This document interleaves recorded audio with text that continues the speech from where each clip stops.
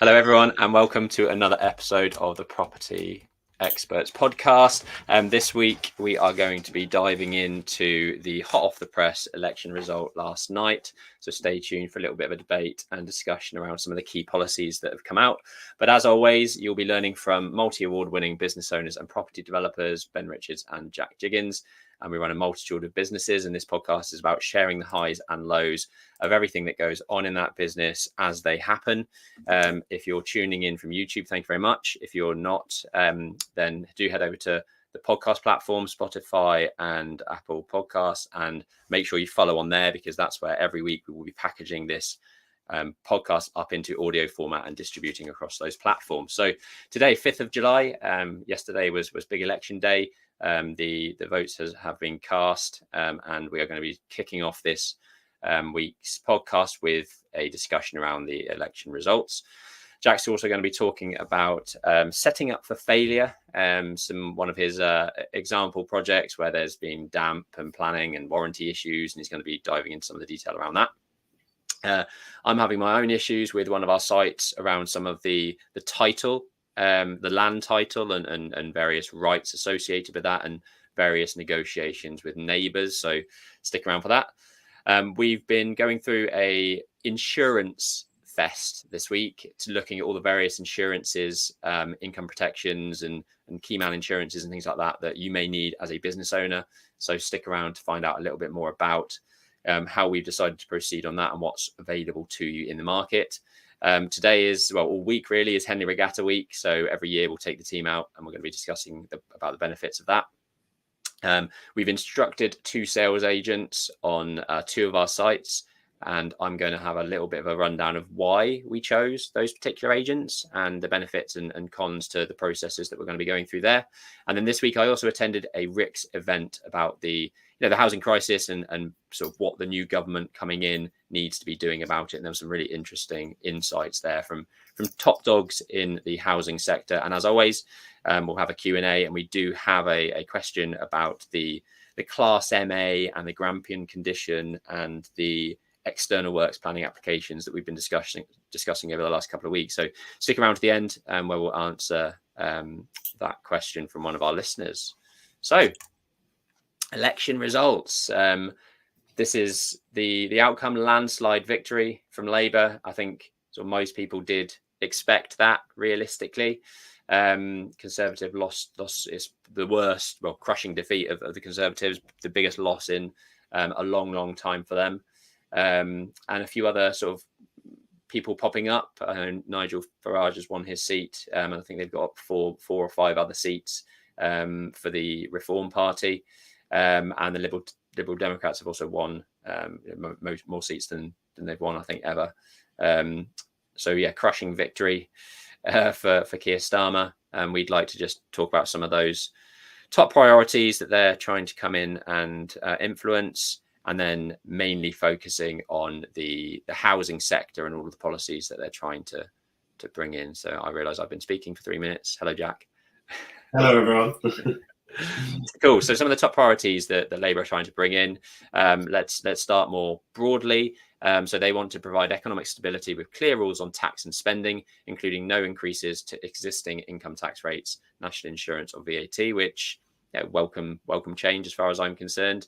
How they're going to sort of implement that. And I think with all of these policies, it's about the detail. They can claim everything that they want, but how are they actually going to facilitate that and actually drive those changes forward? Fundamentally, it's going to be more taxes somewhere, and those taxes may well fall on business owners. Yeah, probably on the other area of the market, the minority. And it's definitely seems, we've been talking about what they're planning on bringing in, and discussions on rent caps specifically to dial down into housing will be where the tax is then taken from one part and relieved in another.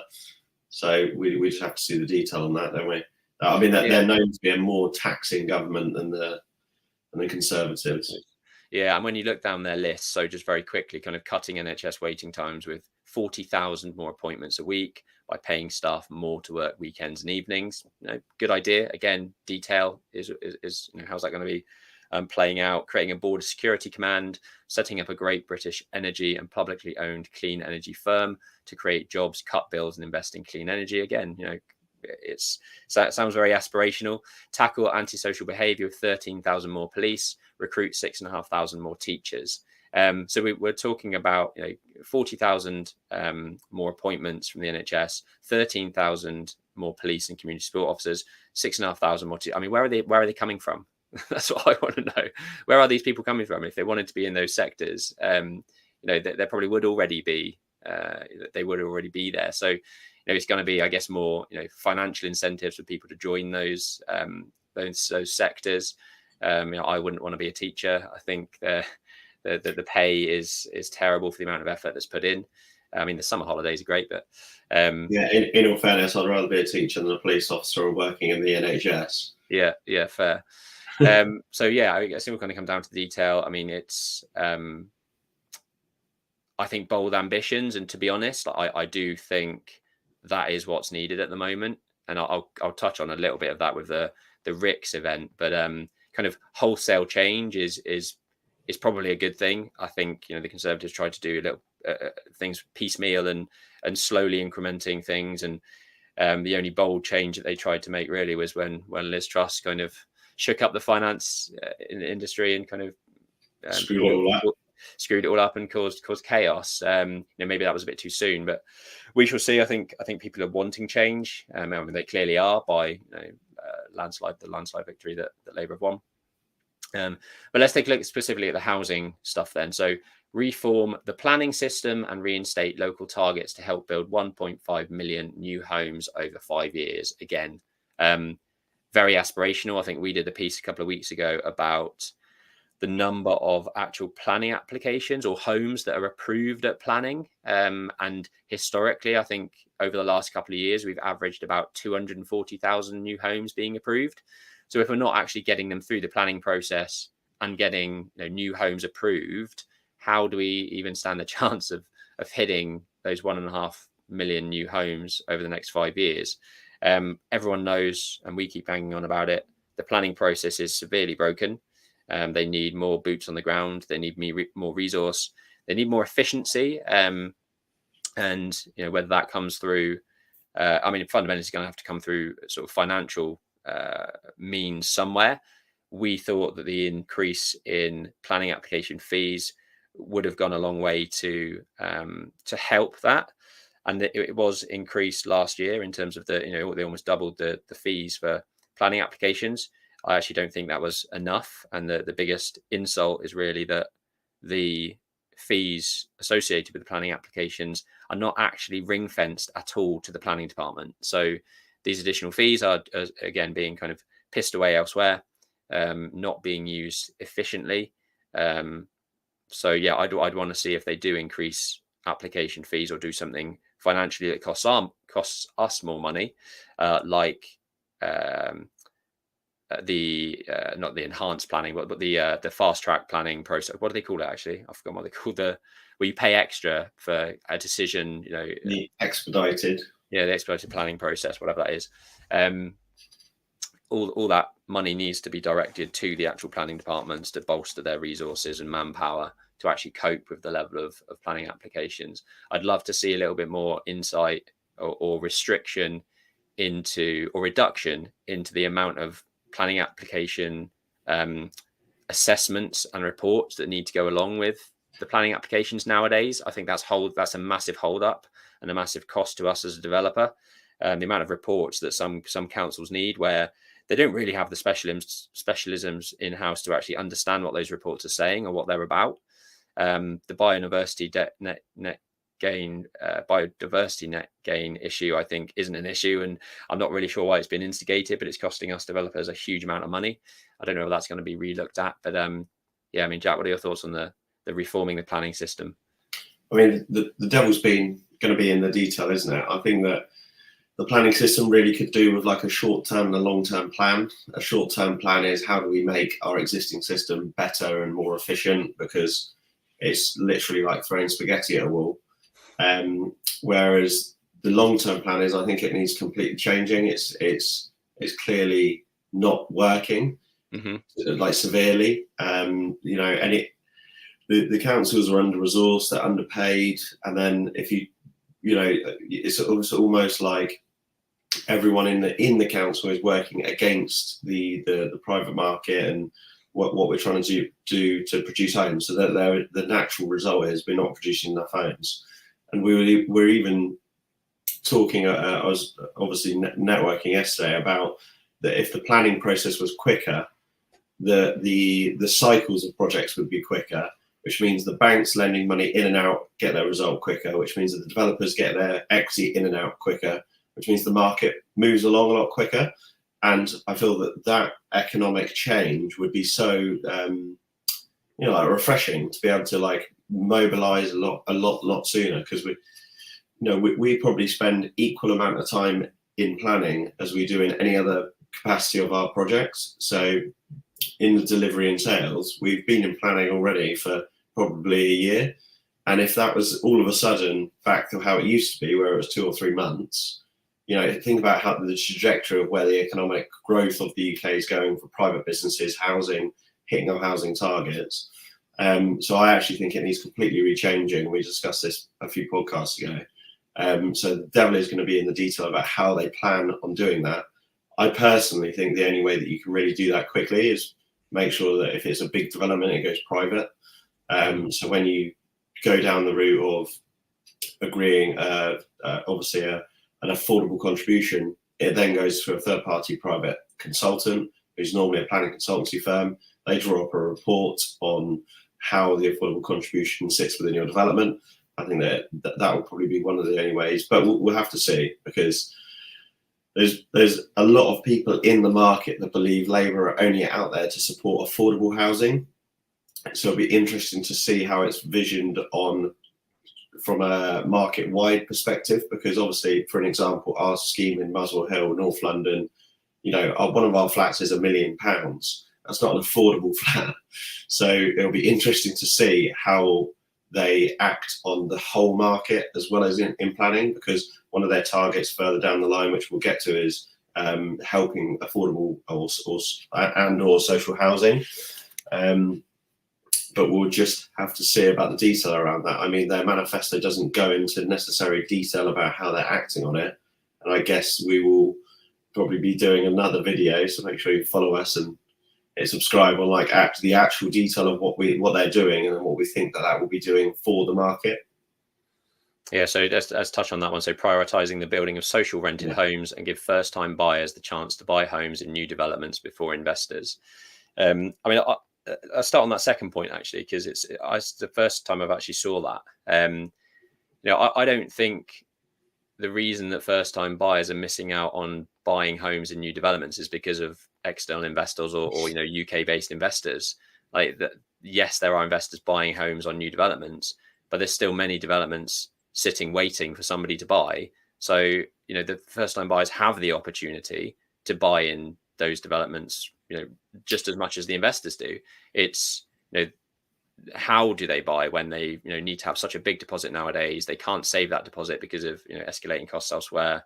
The interest payments are through the roof at the moment. There's no incentive. You know, Help to Buy was removed last year, so it's even more difficult for these people to get on the housing ladder. You know, I don't think the issue is that investors are buying homes before first-time buyers. First-time buyers just can't get the deposit. I think it's more the issue that house prices are way out of kilter against income. So the difference between income and house pricing is one of the worst that it's ever been. And as a result, first-time buyers can't get in the market and actually perform, which is why for the last 7 years, I think Bank of Mum and Dad have been the third largest lender in the UK. There's not many supporting schemes. Well, obviously we've touched on Help to Buy. I believe there'll probably be some form of Help to Buy coming back into the market, which is great for developers. I don't necessarily think it's that amazing for the actual end owner, because it's sort of delaying, you know, a cost. It's allowing higher leverage and supporting an acquisition. But from a buyer's perspective, it sort of gives them that foot on the ladder and that transactional power to actually get themselves into a position to purchase. But the fundamental issue for first-time buyers is their income levels versus inflation and property values are so separate and far apart that they need support to get into the position to be able to buy a house. Yeah, is that not the same for investors in terms of the the yield return? Like a lot of investors are moving out of the market because certainly the Conservative government have brought in the Section 24 tax on landlords. A lot of private landlords that are accidental landlords. They bought their first property, they moved somewhere else, their circumstances changed, they've kept their original property and they're renting it out. Those people are moving out of the market because you have to be a business nowadays to actually run. You don't have to be a business, but what I'm saying is the way that it's now run with all the regulation, it's far more rigid than it used to be a private landlord with one or two properties. So a lot of those investors are actually moving away from the housing sector. I think the stats actually on that, it's something like in 2023, 200,000 individual landlord-owned properties came back into the market. Yeah. So their target is obviously 1.5 million homes over 5 years. So let's call that 300,000. We've already rescinded 200,000 homes back into the market from private landlords into, you could call it a free market, whether that be first-time buyers, middle-time buyers, or other investors for a limited company structure. But I still don't think it's broken the back of it. So I just think they're trying to probably be a little bit more supportive and severe on how they're actually acting on that. I'll be interested to see how they, if you go back to kind of previous Labour governments where, they've built huge amounts of sort of council housing, and that's great, and that supports. What I heard at the RICS event this week is that there's 1.3 million people on the waiting list for a council house, a supported living, social rented home, which is massive, and we need to do we do need to do something about that. How that's brought in, even at the moment, most developments will have above 10 units anyway. Most councils do have a stipulation that it's somewhere between 35 and 50% of all properties do have to have social housing, whether that's like an on-site provision, which they would prefer, or a contribution elsewhere. I'll be interested to see how the new Labour government shake that up, or what they want to do to push that even further. Land values are still sky high. Construction costs are huge. And what's really being squeezed is the margin of people like us in terms of developers. And we're both parts of the developer club and other property developer kind of groups and networks. It's never been harder to make money in this industry. And a lot of the people that we speak to are young, and they have parents and uncles and aunties who have been property investors and developers for the last 40 years, and they'll say the same thing. They say they don't know how they make money anymore. It's the red tape is outrageous. There's still margin in if you can find good deals, like needles in a haystack, but on the whole, it's harder than it has ever been to be a property developer in this country. So talking about the next point, introducing a permanent mortgage guarantee scheme for first-time buyers to help first-time buyers. Again, I mean, it's so difficult to kind of assume where this is going and what the detail is behind this. But introducing a permanent mortgage guarantee scheme, I mean, I don't even know what that would look like. Is that a help to buy type scheme, or is that something completely different? No, I've no idea. It might be in the US, you can get a mortgage locked in for like 35 years. Right. Whether that is what it is, I don't know. But yeah, so in the US, you can buy a property with a mortgage that's fixed rate for 35 years. Because I believe that what they're saying is the market, prime example, I know someone that bought a flat as a buy-to-let in a personal name, and now the mortgage interest, because of the hike, is higher than the rent they're achieving on that buy-to-let property. So they're selling it because it doesn't work anymore. And that's an example of a buy-to-let property. But if you were living in that apartment or house, and you and your partner have gone and got a job, and that job pays your mortgage and some, and then the mortgage changes, you might have to change job because your income doesn't cover your costs. So I think that's probably more what that's leaning to, like longer term fixed rates, which makes sense. Like if I could, I would get a bit of security, right? Yeah, if I could, I would lock something in for 35 years, and you can always refinance in 5 years' time to pull out some equity or whatever it may be. But at the moment, the longest term loan you can get in the UK, I think, is 10 years on a personal mortgage. Whereas a lot of other countries like the US, you can actually lock it in for 25 to 35 years on the same rate. And all it does is pass it down the chain. So the banks then have to think about locking in their money for that long. So it doesn't really make a difference to anyone. It just gives you more reassurance that you know where you stand. Yeah, that sounds actually really good for a homeowner. My sort of counter argument to that or comment is sort of that doesn't create a lot of fluidity in the market. Like with all at the moment, when you've got 2-year fixes, 5-year fixes, early repayment charges, broker fees, valuations, like it reduces that fluidity and sort of transactional cost associated with moving house, refinancing, changing rates, all this sort of stuff. So it's great for, I think, the individual buying that, but I imagine there'll be a bit of opposition from lenders because they're not getting all of those associated fees that come with a transaction stroke refinance. I don't know what the maths actually look like from that front, whether the rates that you get on those longer term mortgages are suitable to kind of sustain the business model from the banks and the challenger banks. But I think of late banks just have like one pot that gets split into arrangement fees and actually like the cost of the debt, because obviously where they've transitioned recently because the affordability stress testing calculation, their arrangement fees have gone up, but their cost of capital is still not that bad. So they'll probably just transition their arrangement fees back into the pot of cost of capital, and they'll have to like try and balance that stress test of what they're allowed to do on affordability calculation. Interesting. So again, we get to see the detail on that, introducing a permanent mortgage guarantee scheme for first-time buyers. We skipped one. Build a new generation of new towns, fast-track the approval of brownfield sites, and release some low-quality green belt for housing. I actually think this is a great idea. We did touch on this with the RICS event this week. Places like Milton Keynes have been a great success over the last 40, 50 years, whenever it was built.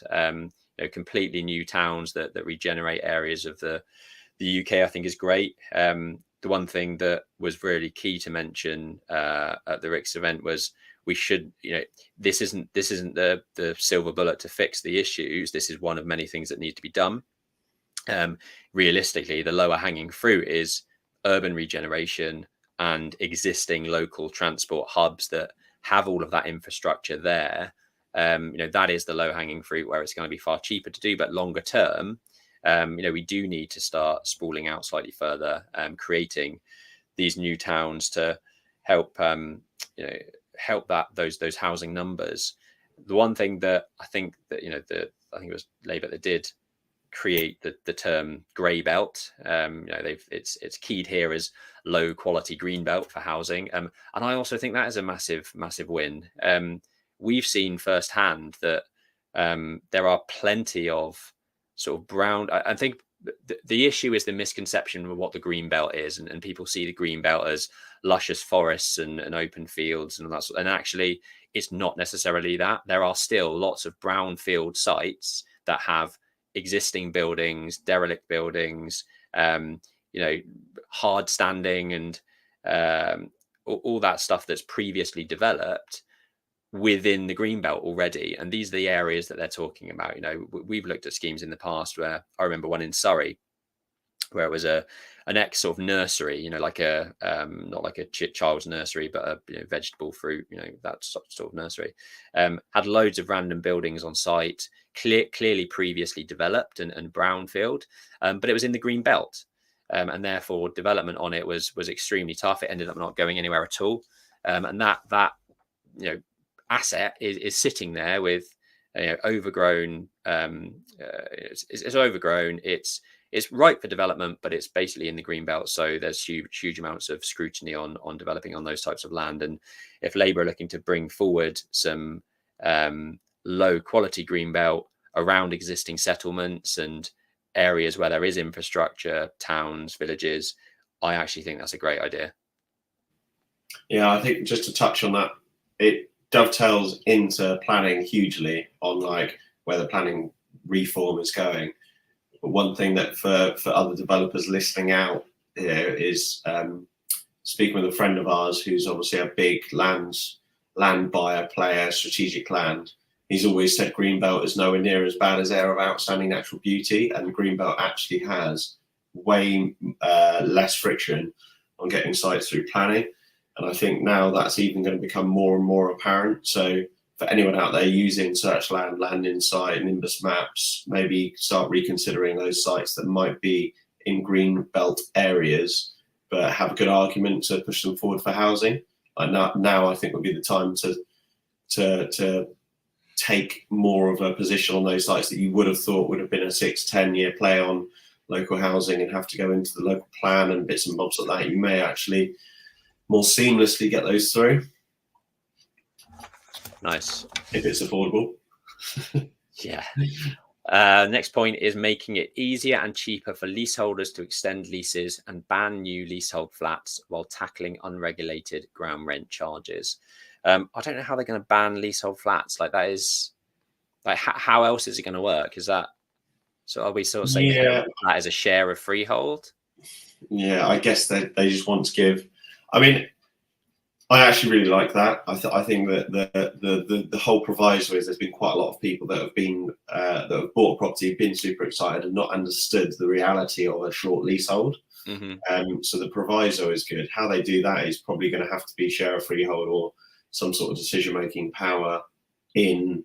I mean, if you think about it, leaseholds only have a certain amount of years because someone at some point decides that's how many years it's got. Mm-hmm. But there's no reason why they couldn't be, indefinite.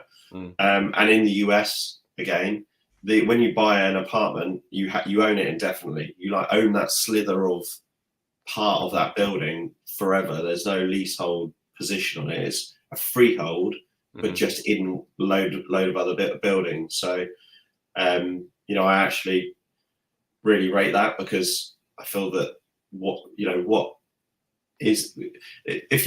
I actually think it should be a free market and people should be slightly better educated on it, because if you want to sell a flat for 3 years, you should be able to. That's like leasing or renting a flat. And if you want to sell it for 999 years, you can do the same as well. And that's a real sale value. So I think to some degree there needs to be more education, but equally, why can't people, when they buy a flat, own the flat? Who wants to get a flat back in 126 years time? It's fucking nonsense. Nobody does. My sort of argument with this is, and seeing it from from my side where I've owned leasehold flats, I've been a share of freehold in those flats. People don't understand the effort that needs to go into managing that. Like if you're in a block of 8 flats, for example, my flat in Reading is prime example. As a share of freehold, somebody has to manage that block when maintenance happens or when there's issues or break-ins or looking at buying the building's insurance and things like that. Most people don't want to take that responsibility. So someone has to. So there has to be some sort of freeholder management company in place that oversees that. And if every flat is a share of freehold and there's the expectation that each leaseholder within that building contributes to the management of that building, there'll be plenty of people that don't understand what's needed, the stress that comes with it. They don't want that. They just want to own a flat and have done with it. And I think there still has to be some form of management company freeholder that takes responsibility for the maintenance of the communal areas, the fire cladding, the fire assessments, the buildings insurance and all that sort of stuff. And it's all well and good kind of banning leasehold flats, but there'll be a lot of people that don't understand the issues surrounding, sharing freeholds or the responsibilities of a management company within a block of flats.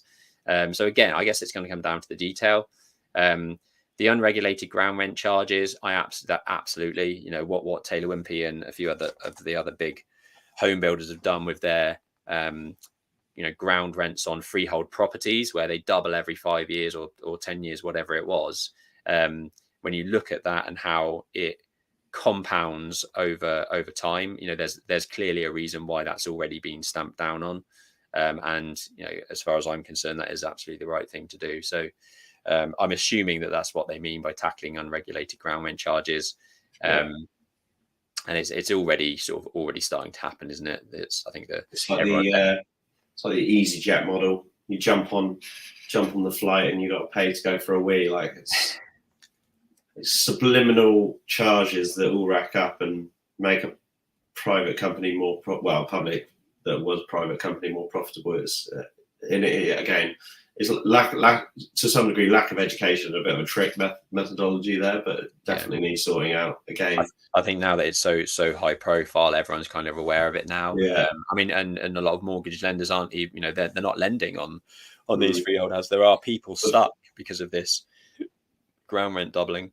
Yeah, I mean, the issue with it is we had an employee that had a similar situation so to sort of explain it in sort of more layman terms, is if you have a flat where the ground rent does increase exponentially, your ground rent then becomes such an eye-watering cost that the value of your flat isn't the same as when you bought it. So for example, let's say you pay 200 grand for a flat and the ground rent is £400 a year.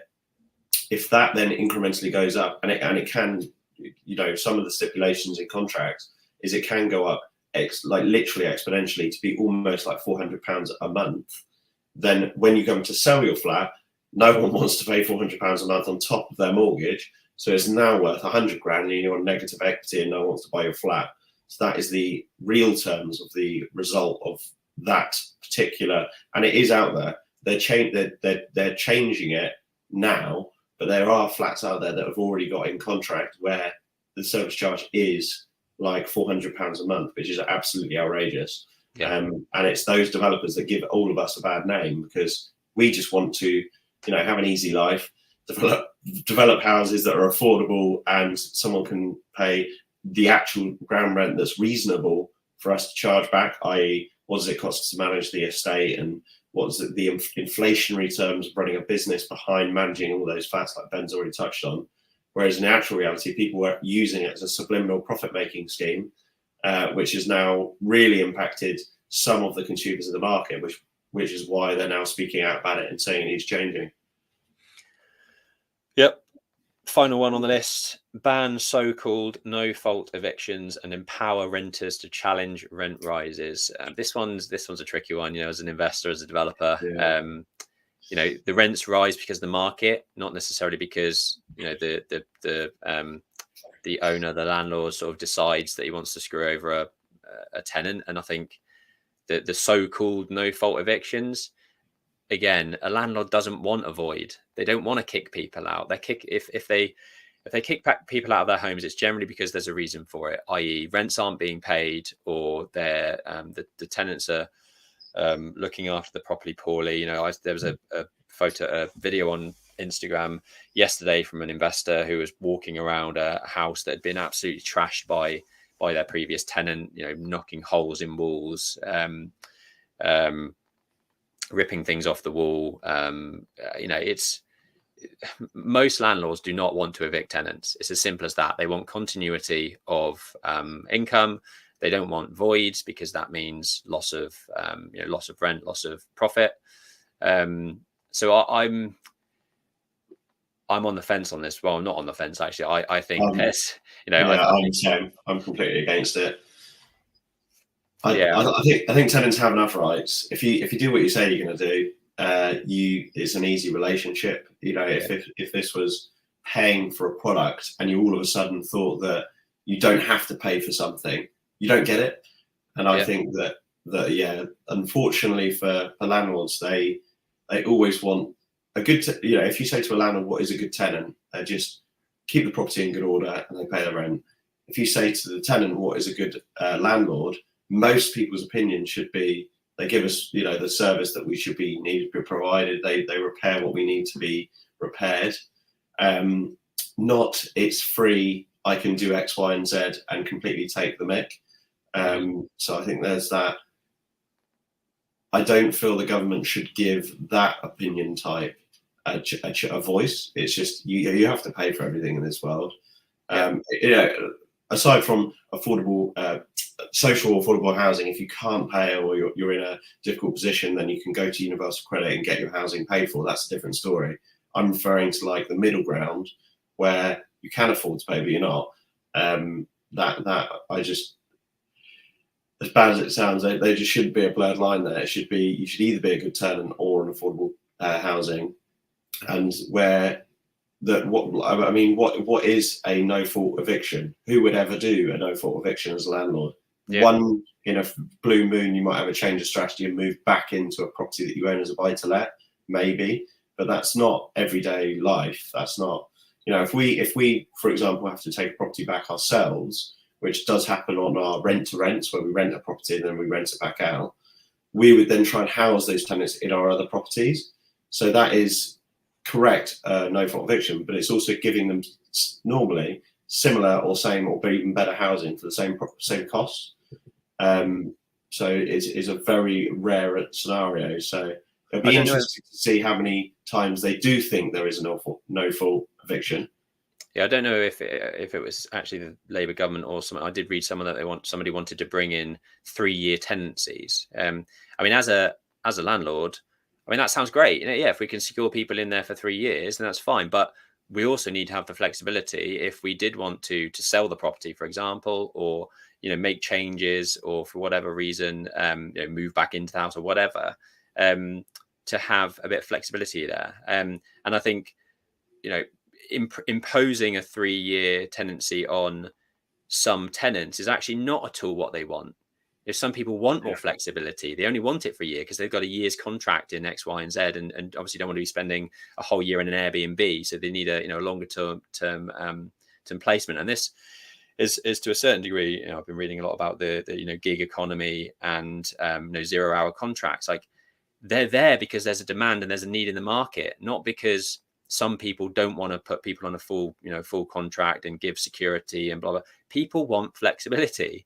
So to try and remove, they're only there because that's where the market has pushed it, and the opportunities are there to do it. People are taking that opportunity, out of choice, because they want the flexibility and freedom to do what they want and work when they want, not because it's being impressed upon them. It's probably for property investors and landlords out there that are listening, that is probably saying that we would actually always push for longer term of lease or rent or whatever it may be. So, for example, if someone comes in to view our property on a commercial basis, for example, and they go, I'm setting up my new business, I don't know whether I can be here for longer than a year, I just want to see how I get on. I always go, right, let's do a 5-year lease with a break every year, so that you end up with the same flexibility from your end, but we end up not having to go through the legal process and the referencing process and doing all of the pulling the contracts together. From a residential perspective, obviously it's currently at 2 years. You can only really rent at 2 years. Some of our Central Suites' leases on a rent to rent are longer because we're a company and we can do that.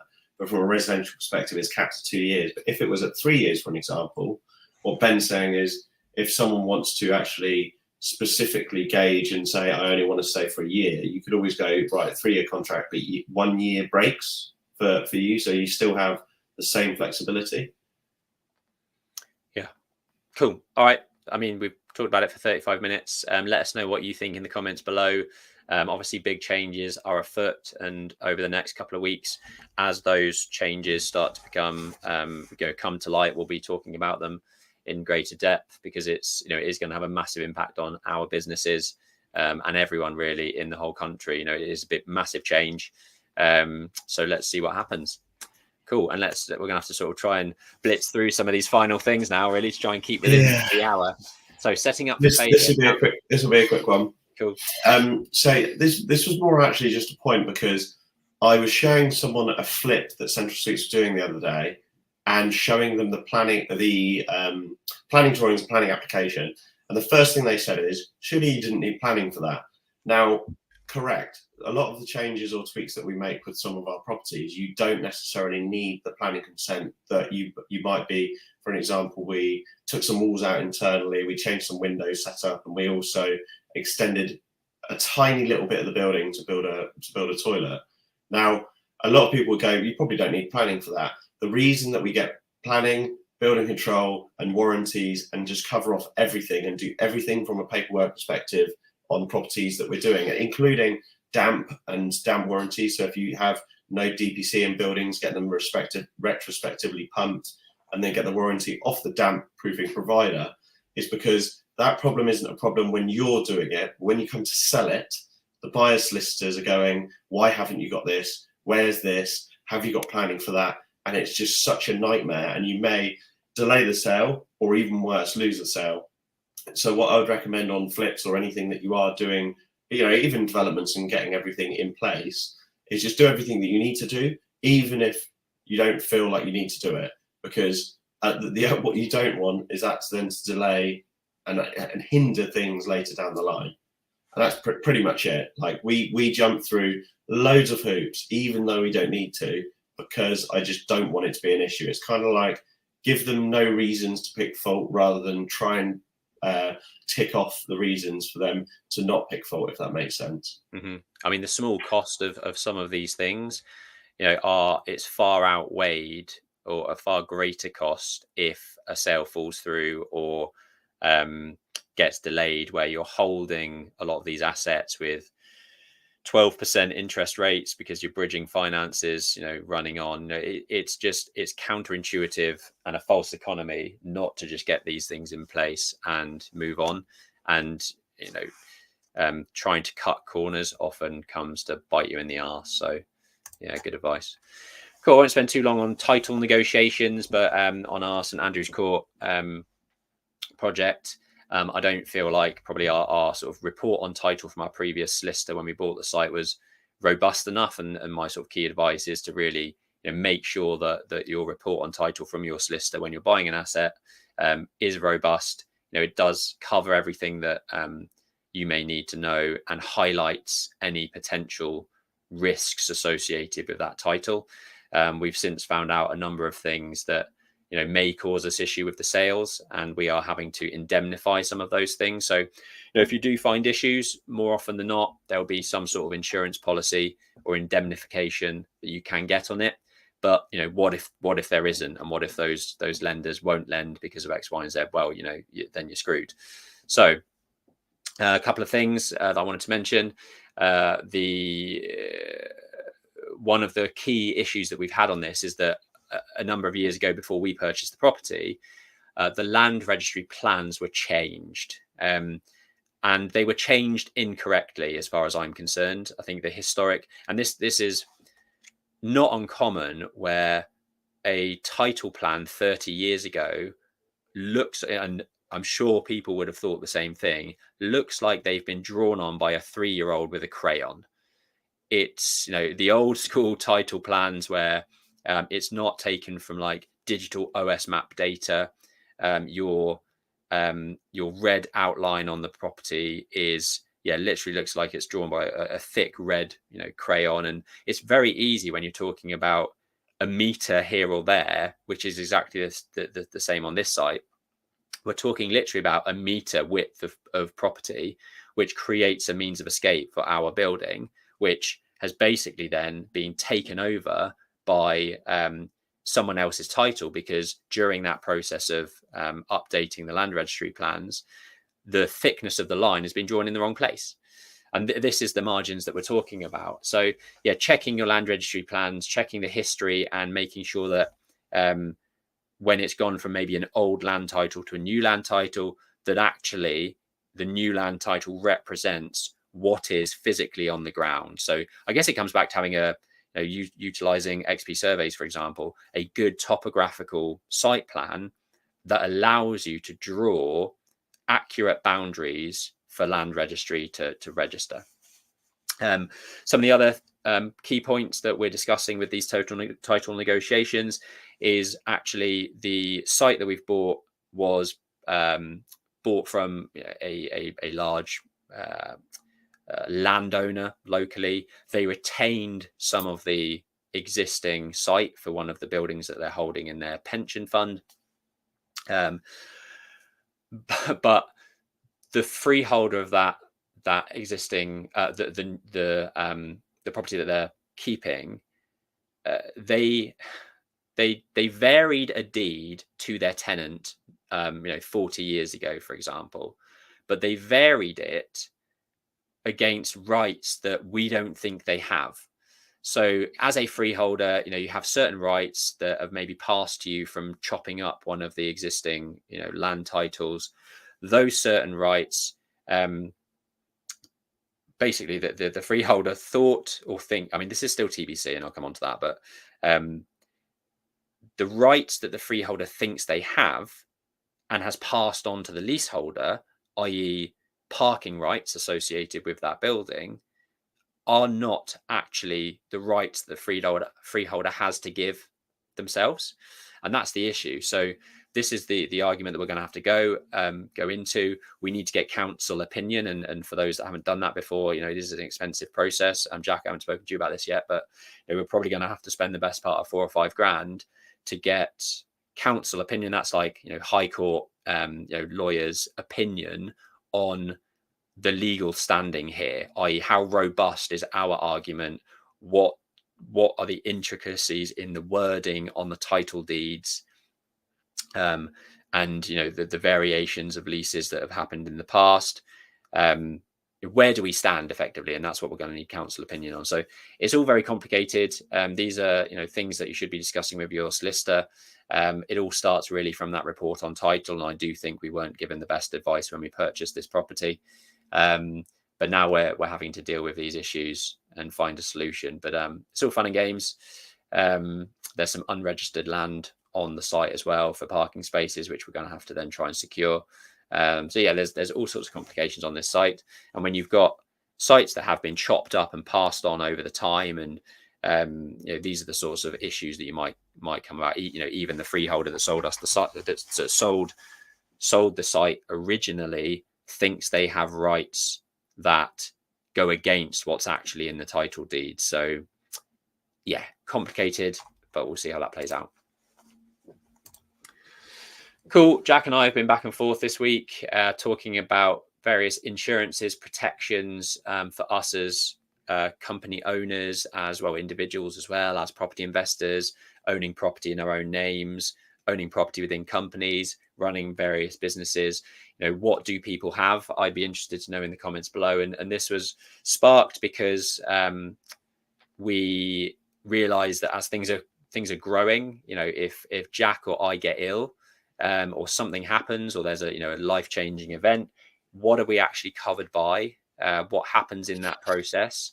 And I've listed a couple of things that we've been talking about. So we've been talking about wills. That certainly when you start having kids and buying properties, you should absolutely get a will in place. There are various ways you can use trusts to hold things more securely and safely that is maybe outside of your estate. So from an inheritance tax perspective, you can use trusts very cleverly there. We talked about life insurance, critical illness, income protection, key man insurance, and private medical insurance. And I won't go through this in huge amounts of detail. There is an hour-long episode on the Ultimate FD podcast by Josh Keegan. It's episode 124 called What Happens When You Die by Akash Desai. Really, really good insight into what all of these different things cover. But very quickly, I think Jack and I basically discussed and finalized that we would move forward with some income protection. So in case, things do, one of us gets ill or unfortunate events happen, that we've got a fixed monthly income coming in to kind of cover our spouse's and mortgage kind of lifestyle over that time period where you're trying to kind of figure things out. Jack, do you want to say anything? Yeah, I just wanted to add the at what point do you think you should consider this is the question that you should probably ask yourself, and then at that point, don't necessarily worry too much about putting everything in place until you feel that's necessary, and then when you do feel that's necessary, lean on some consultants or someone like Cash, or definitely listen to that podcast. But I feel the time that it's probably necessary to think about is when you don't have any other income and you're running a business as a self-employed business owner, and that to some degree you're taking the risk of the business and pushing the business forward in the sense that you don't have the I always say our business is everyone's business, that when they go out and make the step of being a business owner, you're taking that risk from not only a success perspective but also all the income and all of the packages that go around having a fully employed job.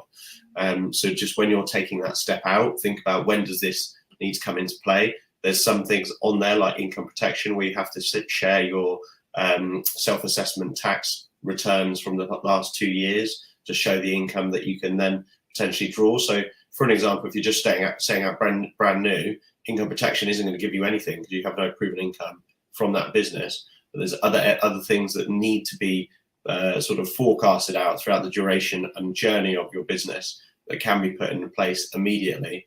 So it's just thinking about when do these things come into play, and then what sort of cover you would like, which is completely bespoke to you. So not two people are the same. You may want some more heavier critical illness patterns in place because you've got hereditary family issues with X, Y, and Z. Whereas if you're pretty vanilla and you keep life on the edge, you might have a different opinion on what cover you need. So it's definitely worthwhile to think about how bespoke you want that. But just generally think the first thing to think of is when do you want this to come into play, and then sort of map them out, as it were. And I haven't even got a will in place, so in theory you think this date, but in reality is another thing. But it's definitely a good idea to make sure your ducks are in a row and you're not creating mess for the people around you that are going to be the ones dealing with it if anything were to go wrong. Yeah, I think with all insurance products, you only know that you've made the right decision when it actually happens or something bad happens. The one thing I would say is that the younger you are, the cheaper these policies are going to be. Yes, you're going to be paying them for longer, but I've been paying for, when I bought my first sort of buy-to-let property, I've got life insurance that covers the sum of the debt. So if something bad happens, effectively the life insurance will cover the mortgage and pay off the mortgage, so that my wife, my family, kind of who it's left to, doesn't have to worry about kind of facilitating that or dealing, like Jack says, kind of dealing with the ramifications of it. And I think I paid £15 a month or something for the last however many years to cover that. So yeah, you need, like Jack says, there's a lot of these expenses that do go down as business expenses and can be covered by your company. Obviously to seek specialist tax advice from your tax advisor, but there are so many products out there, it is very difficult to get your head around exactly what one you need. And Akash from the Ultimate FD podcast did a really good job of sort of explaining a lot of those. And that's obviously his business, so do reach out to him if you want to have a private conversation about your own circumstances. Henley Regatta. Not too much to add, really. We're taking the team out today. I was there yesterday, being hosted by a lawyer. If anyone knows Henley is famous for its regatta. If you actually watch the movie Social Networking, based around Mark Zuckerberg and Facebook, one of the scenes where the two brothers are rowing is actually at Henley Regatta. So that's like Henley's little claim to fame. It's known for its rowing. It's actually the straightest part of the river, which is a 1 mile stretch, which is the Henley Regatta racecourse. But we're taking the team. I was there yesterday networking. Actually had a really good day of networking, and I was also there on Tuesday. And I feel that come this weekend, I'm going to be glad that that's behind me. It's a lot of time out of the office. But weirdly, we talked about it on the last episode, I think, like guilt of being out the office. but met some really good people yesterday, and it was definitely worth rubbing shoulders with those people, including another developer, where I was certainly probably overpicking their brains more than I probably should. But there you go, that's life. I have the questions, they had the answers. Nice. That's what it's about, isn't it? Networking. I think you speak to people that you wouldn't necessarily speak to before. You grow your network, you grow your understanding, and tap into other people's knowledge base and expertise. And you never know who you're going to bump into, or what the conversations will lead to. So you've just got to get out of there and do it. Cool. Sales agents instructed for 2 sites. We have formally instructed Me Homes, a guy called Nick, for our Muswell Hill project, and Brecon and Brecon for our site in Tame, which will eventually be 20 units. The Muswell Hill project will be 9 units. I just wanted to briefly touch on why we chose them. And for me, the key thing was their marketing expertise. I think they have both done a very, very good job with digital. I think sort of nowadays, to get in people's face, obviously attention is the key key currency nowadays. Really getting people's attention, focusing on getting people's in people's faces on their phones and on Facebook, on Instagram, on their email database. And yeah, that's the main reason why these 2 agents are winners. They've got very good profile marketing capabilities with their understanding of pay-per-click advertising, the content that they create. They're utilizing video content and all the social media platforms to spread the word about these properties and their properties that they're selling. So excited to see things kick off. They've only recently been instructed, so over the next couple of weeks, hopefully I'll be bringing you some more insight into how we're going to be structuring some of these projects. Both of them, we've already created site hoarding for Tame. The site hoarding will be drafted early next week for Muswell Hill. We're going to have micro websites for both of these projects.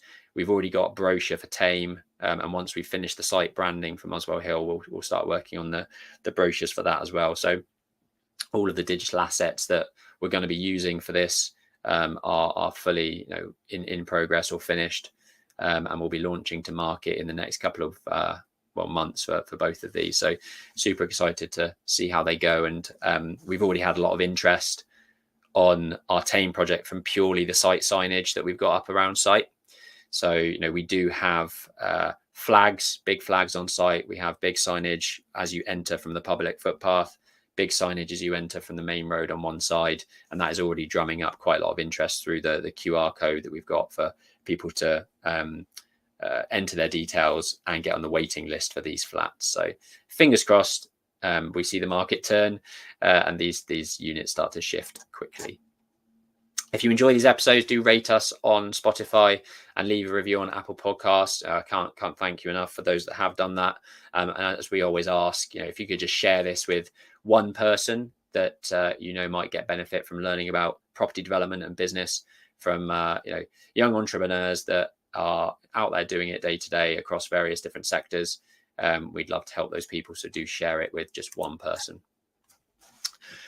And the Ricks event I went to this week was actually really good. The room was packed. It's not a great venue next to Big Ben, just down the road from Big Ben, and it was chaos getting there because of all the tourists. But it was basically a debate on what does the new government need to do to kind of improve the housing crisis in the UK. And I just wanted to touch on a few things that we haven't necessarily touched on already at the start of this, when we talked about the Labour elections and Labour getting in. So I'm interested actually to see over the next couple of weeks. We've been told that Labour are, I think even next week, going to be making 3 big announcements around the housing sector. So hopefully next week we'll be able to advise or discuss those 3 big announcements that they're going to be making. There was a lot of talk, like we mentioned earlier, about new cities and Milton Keynes, etc., as an example, making sure that we are hitting that low-hanging fruit of urban regeneration and utilising existing transport links. Giles McKay from Halo Housing and one of the originators of Home Track, so he's full of data and stats, really interesting guy. has done a huge amount for the housing sector, and I will be following him with great interest really going forward. He also mentioned, which I haven't heard a lot of people talk about, which us as property investors, small property investors and developers, understand Class G rights and converting above shops with uppers and things like that. And I've never really heard that talked about in the sort of mainstream. And he was very quick to say, look, there are so many underutilized high street retail units with empty floors above that need to be brought back into useful life. And obviously Class G planning permitted development helps us do that as a developer. So hopefully there's a big push for more and more people to start looking at those types of opportunities. The biggest conversation was about how we actually physically build 300,000 homes per year, when historically we've built, I think, 240,000 over the last couple of years on average. There wasn't much mention on tech, which was a bit of a shame, because MMC and modern methods of construction are hopefully a way in which we can improve the efficiency of the housing industry and bring more houses to play. Planning reform we spoke about earlier, when a public planning officer gets 40 to 55 grand a year and a private person's going to get 60 to 70,000 pounds a year, how are we going to be promoting the public sector planning office to graduates and people coming out and wanting to work in the planning sector? They're just going to go to the private sector. So how are we going to bridge that gap between what the public and private sector are paying differently? And those were the key things really. One of the things that I wanted to talk about, having done social housing for supported living over the last 3 years, I do think there's a missing space for a standard or a new use class within the planning system that actually caters to more like supported social housing. Because at the moment, social housing is just under C3 use. We found through our own Aparo social portfolio that it's difficult to find the right type of use class for the product that we want to produce. There are co-living developments, build-to-rent developments, student housing that has rooms between, the average student housing room is just under 14 square meters. I think we can be creating 18 to 25 square meter studio units used for social housing. That is a massive step up from those 1.3 million pound, massive step up from the 1.3 million people on the list that need housing. If you could have the choice between an 18 square meter studio and no housing at all, of course you're going to choose an 18 square meter studio. And those houses do provide a really good standard of living, and can provide a really good standard of living. So, I somewhat think we should be looking at smaller units for some of the social housing stock, creating a new use class for that, generating effectively, if you're creating 25 square meter studios instead of 50 square meter one beds, you're halving the that 1.3 million pound list, doubling the output for the number of units that can be created. And I think I haven't heard much talk about doing that. The technical housing standards were introduced. A minimum studio size is 37 square meters.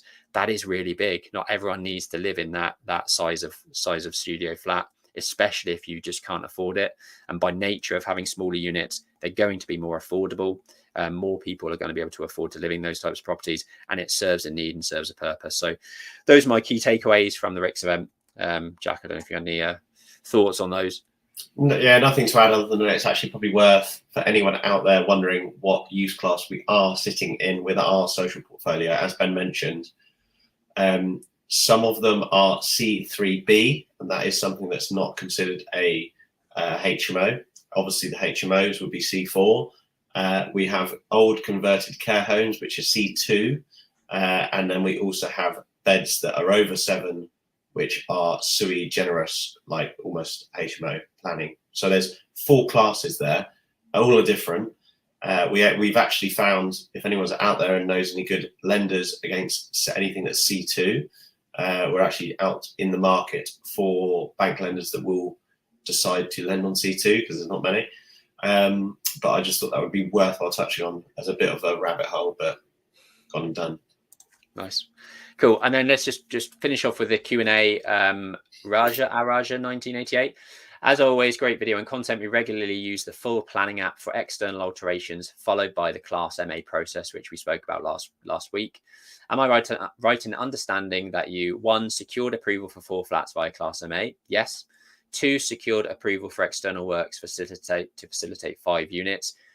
Yes, it was the external works were to facilitate future, expansion. And then 3, you applied for 5 units under Class MA, again, using the previously secured external alterations, but this was refused. Surely the reason you submitted the external alterations applications was to facilitate the 5-unit Class MA application. So why was it an issue? Am I missing something? Yes, we'd never actually submitted the Class MA application for 5 units. So nothing was refused.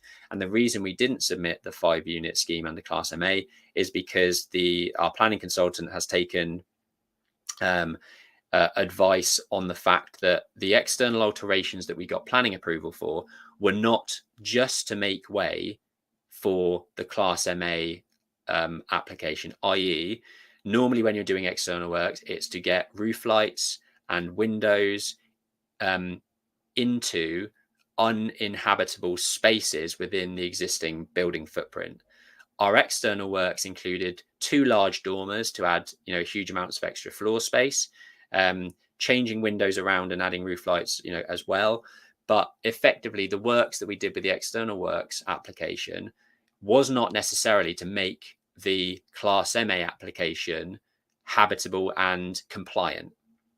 And that's the key thing. So if you're making external work planning applications to make way for a Class MA, normally you're only doing it so that you can make the Class MA compliant with daylight and various other things. That wasn't the case in our situation. Our planning consultant has advised to just go for a full planning application instead of going back in for a Class MA, because the extra floor space that we've added, the various changes that we've made for the external works application, do not necessarily just relate to making a compliant Class MA application. And that hopefully explains why. We haven't tested it, to be honest. Maybe if we did submit the Class MA application for 5 units, maybe it would get approved. But our planning consultant has advised that the council can't link via a Grampian condition, which we spoke about last week, cannot link via a Grampian condition external work applications that don't facilitate compliance of the Class MA application alone. So hopefully that explains things. Would be interested to see if you've had similar applications that have been approved where you've done more than just add extra windows and roof lights. Do drop us a DM or a email to info@xbproperty.co.uk if you have some examples of that. Just wanted to add to that. Planning is basically a game of chess, so you're not always moving the pawn piece to take the next bit. It's definitely a case of playing the board and playing your opponent, which is the council. And if you have a good planning consultant, they will play the chess for you. But that's definitely our outlook on it. You've sometimes got to, it's the classic way used to be push all the boundaries, and what you get pushed back to was your original preference anyway. But there's definitely a chess game in planning. Yeah, the key actually thing to talk about is that under Class MA, you cannot, your permitted development rights to convert from C3 residential use to C4 HMO use are restricted. So the biggest driver for our site in particular is that we're holding this property. It's 5 flats. We're going to be creating a 14-bed HMO out of those flats. And if we'd gone down the Class MA application route, we could have secured 5 flats, but we couldn't then enhance the space into HMOs without doing a further full planning application to do so anyway. So another reason that we've gone down that route of a full planning application straight away is that we're kind of cutting out that process as well and just going straight in for the kill. We've already secured the external works. We've already secured the change of use for 4 flats internally. So actually the risk on us as a full planning application is far less. Jab, jab, hook. That's it. There we go. Cool. We should probably call it a day. Hour and 10 minutes into this one of the longest ones I think we've ever done. But hopefully the chat on the general election has been useful. Do make sure you subscribe over at Spotify, Apple Music, Apple Podcasts, and over at YouTube. And hopefully see you again soon next week. Cheers. Bye.